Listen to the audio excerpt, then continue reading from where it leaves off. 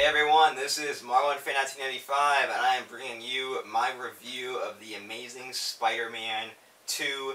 And this is going to be my first movie review of the summer. I am pretty much going to be trying to do a movie review of every movie I see this summer, including Transformers 4, a few Transformers fans.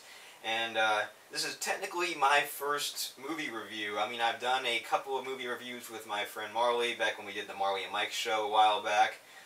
But this is going to be the first one I kind of do on myself. So this is a learning process for me, review a film. So first of all, I'd like to say that I am a huge Spider-Man fan. I grew up watching the Spider-Man cartoons. Spider-Man 2 was the first movie I saw, the first PG-13 movie I saw when I was younger. And not the first one I saw, but the first one I saw in theaters, I mean. And so that was like a big moment for me. I was such a huge Spider-Man fan. I still am, but when I was little, I was like, oh my gosh, Spider-Man. But anyway, I'm going to start off this. First of all, I'd like to say that I really enjoyed this movie. It was a good film. I really liked it. It was, it was great. I would like to say that I am going to be starting off with the things I did not like in this film, and then I will be going on to the things that I did like in the film. So, if you don't want to hear me rant on about stuff I didn't like, then just fast forward to the end, because I know people are going to be like, oh, it's just going to be a giant rant of things he doesn't like, so, and they're going to stop watching. So, there will be good stuff at the end, I promise you. But I'm going to, critique the movie. There were things I didn't like. I'm going to say this at the beginning of the review here, which might not give me good ratings as people continue to watch, but I did like The Amazing Spider-Man 1 a little bit better. Just personal opinion. But I'm going to start off with the inevitable Gwen's death. Just going to have to start on that first. It was something that I did not like, but I did not like it just because I wanted Gwen to stay alive. But before I get into that, I'm going to say, personally, I would have kept her alive for a couple reasons. I liked the character better. Not a big Mary Jane fan. And, of course, they will be bringing in Mary Jane most definitely in future films. But I do like the Gwen Stacy character better, going back to even cartoon series. I didn't really read the comics, so I'm not really sure about that. But I was never a big Mary Jane fan. And also something was that the two characters on screen, the actors, had really good chemistry, and that's going to be lost in future films. And I mean, they are dating in real life, which I guess kind of helps, and they are two very good actors. So that chemistry is going to be lost between those two characters, which is going to be a bit of a disappointment. And honestly, I don't like feeling the theater feeling depressed. That really was really depressing. It was like, wow, this is major stuff happening here, and I was like, oh well, that kind of sucks. But it happens. Death happens. I understand that. Now, as far as the things of like more critique-wise, as my notes got taken away. Okay. It was, in my opinion, a little too similar to the comics. I would have personally preferred if they would have taken a different route of how she died. I mean, now, honestly, I can't think of a way for that to happen right off the top of my head, but I would have liked something different. I would not have... See, when I saw the trailers and I saw her falling in the clock tower, and, Spider-Man was going to try and catch her, I was going to be like, oh, okay, so they're going to try and make everyone seem like, oh, she's going to die just like in the comic, but then she's going to stay alive. And, I honestly saw that happening. And then with all of the press going on and everything about, oh, Gwen Stacy, is she going to die just like in the comics? And even in interviews before the film was even out, they were talking about Gwen Stacy's possible death, which made me think, it'd be odd if they actually did that in the film, because everyone's expecting it, but they ended up doing it. It felt very similar to the end of the first movie to me, when Gwen's father died. So the whole thing was that Gwen's dad died, there was a funeral, The Stacy family was there, you know, mourning, um, and then, you know, Peter Parker felt bad, and then he went back to being Spider-Man. And that was practically the same thing that happened in this film. Another member of the Stacy family died. There was a funeral. Peter felt bad, and then he went back to being Spider-Man. I mean, it was slightly different, but the core element of it was essentially the same. Um, Now, the whole thing with Harry doing it. I did not like that Harry was the one to make this act. I would have preferred either two things. I would have preferred either Electro being the one that did it at the end of this movie, because he had the whole build-up of he is the main villain in this film, or I would have liked for Harry to do it in the third film, which would lead me into wanting Harry to not become the Green Goblin at the end of this film. I would have preferred more of a character development with him, and I would have wanted this movie just to kind of build up that character of Harry, and maybe his, you know, longing to get back at Spider-Man, and then become the Green Goblin in the third film, and kill her off then. To have Harry come in and kill her off at the end of this film, it just seemed rushed to me. They just wanted Harry to do it because he's Peter's friend. They didn't want someone like Electro to do it. And if I think that they should have waited for the third film for this to happen.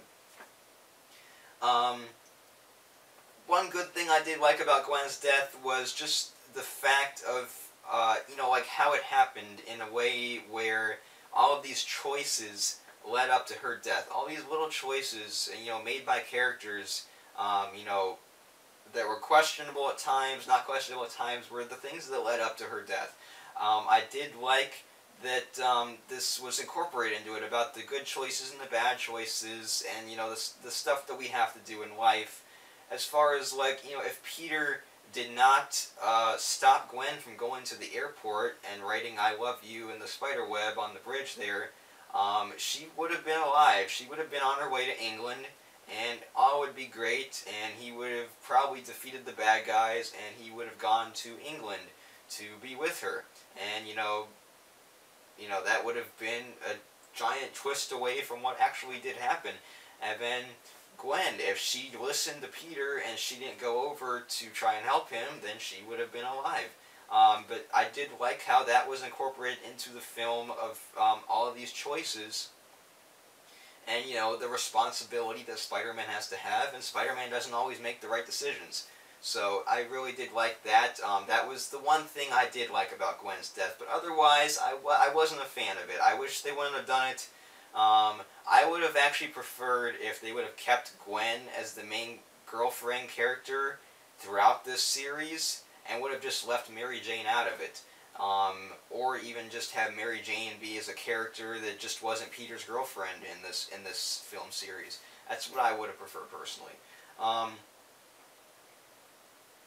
Something that last thing about Gwen's death here is that I actually didn't, after she fell, and even after her head hit the ground, which was, you know, pretty, you know, like a violent impact, I honestly still didn't believe she was dead because of one thing.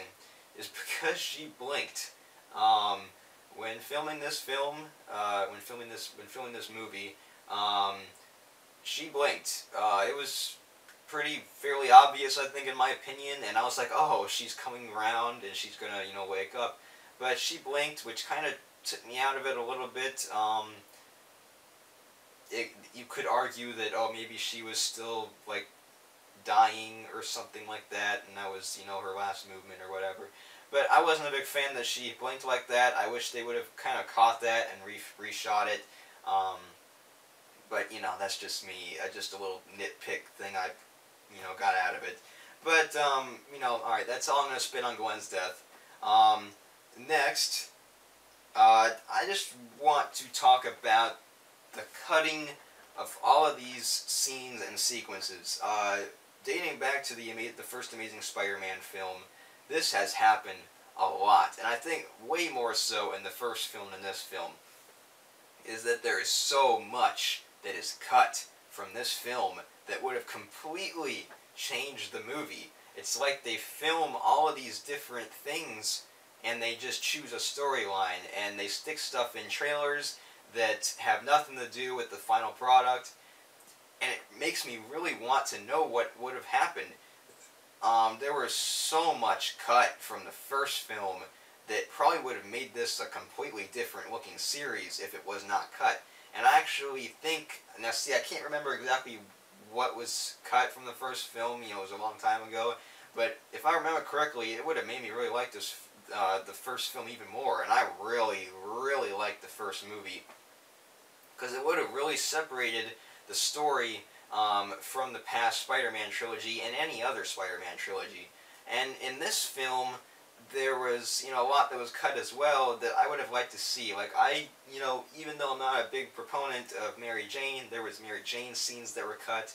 There was a scene in the trailer of Oscorp having surveillance on Peter and Aunt May. And, I just would have liked to, know about that. And I hope there's an extended cut that comes out sometime soon, a director's cut. We didn't get one for the first film, and in the second film, I doubt it'll happen either, but I really want to know what happened. And that's just not something that really has to do with the movie. It's kind of straying away from my movie review, but that's just something I would have liked to see. And, alright, so, Electro.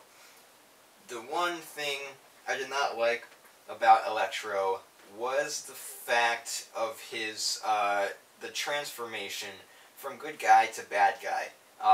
He started out as this guy that just, he loved Spider-Man. Spider-Man was his idol, his hero, and he was this nobody guy. He was never treated correctly. He was always just somebody that people ignored all the time. He always felt bad. No one remembered him. And, when talking to Gwen, for those 2 minutes, and she remembered his name, and he was like, oh my gosh, you remember my name? And all of a sudden, after being shot by the sniper, he just turns into this monstrous, evil bad guy. And I just didn't buy it. For me, I think it would have needed to happen over the course of a couple movies if they were going to go that route of like this guy that idolized Spider-Man so much. Because Spider-Man, like I said, he was his hero. He looked up to Spider-Man. He had that really creepy thing, that really creepy scene where he was like talking to the imaginary Spider-Man on his wall. He's like, oh, Spider-Man, you got me a cake, how kind. And he was like this really, really nice guy. He was, he was a little wacko, but he seemed like a pretty cool dude. And all of a sudden he just turned really evil because of a misunderstanding. And I just really don't believe that aspect of it. I would have liked to see more of what turned him. Now maybe there were some deleted scenes, like I said, deleted scenes, this movie, has a lot of them, and I just didn't like that. I didn't like the transition from good guy to bad guy. And that leads me into, bad guys in Spider-Man films. And this is not just this Spider-Man film or the last one, but even the past trilogy with Tobey Maguire. These Spider-Man villains are never really evil. The only evil one that I can think of off the top of my head is Rhino, because he's just a bad guy. He's bad, he's just a bad guy.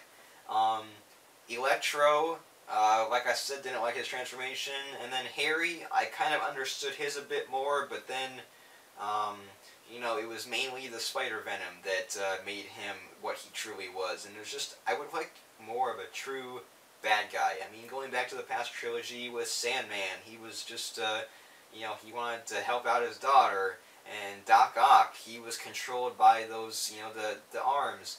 And it was just, I want a really true villain. And I think that if they made Electro less of a Spider-Man worshiper and more of like a not bad guy, but not overly nice guy, I would have liked that a bit better. Right now, the last scene of the movie. About 5 minutes left to go in this film, I leaned over to my friend and I said, I bet you that that shot from the trailer of Spider-Man battling Rhino is going to be the last um, last scene of this movie. Actually, I don't even think I told him, but I just thought it in my mind. But and it turned out to be the last scene of the movie, which I really don't know why they gave it away. I think they wanted to make it seem like Rhino was a major villain in this film, when he just kind of bookended the end of the movie. And you know, that's fine. You know, build anticipation with three villains and stuff, but don't give away the last scene of the movie. That was like, you know, pretty much the whole last, you know, couple minutes was shown in trailers because pretty much we saw everything with Rhino. Um, and next, the final battle. Now, people aren't gonna agree with me on this, I can already tell, but it felt like the ending of Spider-Man 3, the final battle of Spider-Man 3, just because of like, bam, we have a villain showing up last second. Now we had Venom show up kind of last second for Spider-Man 3, and in this one we had Harry just come in last second. Like I said before, I would have wished that Harry would have became the Green Goblin in the third film and killed Gwen in the third film. But I just felt that it was just kind of rushed in there. And now Harry's transformation. This is not they were going different routes with this film, which and this series as a whole, which I do like. I just found it kind of strange that Harry turned into something that looked like a goblin from Spider-Venom. Just my personal opinion, I would have liked that to happen maybe some other way. Maybe he just, you know, the armor ended up looking goblinish or something like that, but it felt kind of weird that he kind of turned into this goblin elf-looking dude from Spider-Venom. But, you know, just, you know, personal opinion there. Now that's enough of the stuff I don't like. That's just my nitpicks of the film. I did like this film overall. I thought it was, you know, well put together overall. And now onto the stuff that I do like. Electro's voice. I swear, this had to be really, this was a really awesome thing, because it to me it sounded like that noise when the volume is reaches its peak and it goes over that peak, where it gets kind of like in the red zone, so to speak, when editing something, and it kind of had that like cut off sound, and I love that. Just kind of a nerdy thing that I liked. And also something else that was a nerdy thing for me was Felicia, and I had no clue that Felicia was going to be in this movie at all. I didn't try to keep up with Spider-Man news too much. I'm glad I didn't, because when she said that her name was Felicia, I was like, oh my gosh, it's Felicia. So I thought that was cool, and hopefully they end up building her character up. I think the actress looks like someone that would, you know, be good in the role as Black Cat and Felicia Hardy, and so I was like, oh my gosh. But anyways, the score. The score of this movie, oh my gosh, it was awesome, and especially Electro's theme. Electro's theme was amazing. I love it, and I swear that music mixed with the first battle between Electro and Spider-Man in Times Square, that was all put together wonderfully. I love the slow motion thing that they did, and just that whole sequence of Times Square was amazingly done. I loved it. It was terrific. By far my favorite part of the movie. That, and also when Electro was playing dubstep at the end of the movie, that was pretty funny. Also, the acting in this movie, it was really good. The acting, and I said the same thing back with The Amazing Spider-Man 1. The acting in these films is superb. Like I said, the chemistry between you know, Andrew Garfield and Emma Stone is great on screen, and also you know, the character of Aunt May is really great, and it's just they all come together really nicely, and then I loved Gwen's dad, uh, popping up throughout the film, and just kind of the look on his face. It was really well done, and I just loved how he kept popping up in the film in Peter's head, and it was a really nice touch. I really liked that aspect of the film, how he was constantly seeing Gwen's dad, and what he promised to him when he was dying at the end of the first movie, that he would stay away from Gwen, and ultimately that resulted in Gwen dying, and which is another result of what the other thing that I enjoyed was the choices and decisions that Spider-Man has to make in these films, that aren't always the good ones. And so far, it looks like he's made nothing but bad decisions so far. He was an indirect result of Uncle Ben dying. He was an indirect result of Gwen's dad dying, and he was an indirect result of Gwen dying. And it just seems like every decision he makes has not been a good one. And it just really shows that this is a human superhero. He is human. He doesn't know how to really balance his powers that much, and he's learning the art of responsibility of his superpowers, and I really like that. Spider-Man's personality in these films, and especially in this second Spider-Man movie, is great. I mean, it's great. I love the whole funny, cocky type personality that he has, and it's what Spider-Man is supposed to be. Tobey Maguire's version of Spider-Man, it was okay, but Andrew Garfield really grasps the personality of Spider-Man very well, and I really like the way how he plays the role of Spider-Man. The opening sequence, which I loved how it connected to the first movie. Let's see, they left a lot open in the first film as far as the spider venom, and what happened with his parents, and how they started out with that. It was a great sequence. I loved how it connected to the first film, and it really felt like a very good connection. It was very well put together, and again with the acting, Peter Parker's dad, it was great acting on that actor's part, and it was just, I really liked that scene as well. So I feel like I did spend more time on the stuff that I didn't like than what I did like, but that's because if I like it, that just kind of means I like it, and I don't have to explain so much. Even if I don't like something, I kind of have to explain why I don't like it. But overall, I did enjoy this film. Like I said, I did enjoy the first one more. I think I gave the first one a 9 out of 10 rating. And this one, I'm going to give a solid 7.5. Like I said, it's a good rating. I enjoyed the film. I would see it again, especially for Electro's theme. The villain Electro was just so good. I would have liked the transition to be better, like I said, but once he was just evil, it was a very well put together character, and I do hope he comes back in future films. Maybe try to expand more on maybe why he did turn so quick to the bad side. So maybe that's a possibility in future films.